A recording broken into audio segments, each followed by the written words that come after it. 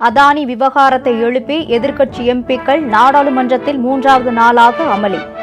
கூச்சல் குழப்பத்தால் அவை நடவடிக்கைகள் ஒத்திவைப்பு.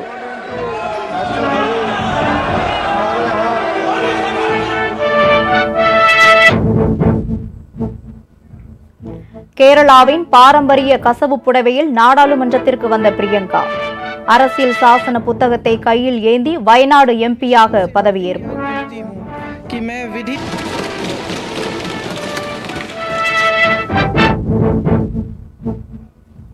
பல்வேறு துறைகளில் இந்தியா வளர்ந்து வருகிறது.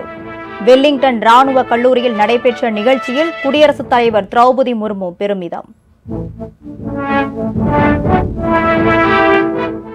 சென்னை தனியார் மருத்துவமனையில் காங்கிரஸ் எம்எல்ஏ இளங்கோவனுக்கு தீவிர சிகிச்சை. நேரில் சந்தித்து நலம் விசாரித்தார் முதல்வர் ஸ்டாலின்.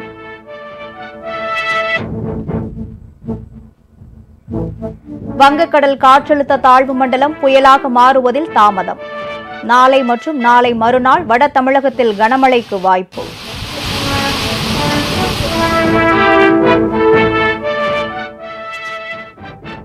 வடகிழக்கு பருவமழையால் 32,000 ஏக்கரில் வேளாண் பயிர்கள் பாதிப்பு. பாதிக்கப்பட்ட பகுதிகளை பார்வையிட்ட அமைச்சர் எம்.ஆர்.கே. பன்னீர்செல்வம் தகவல்.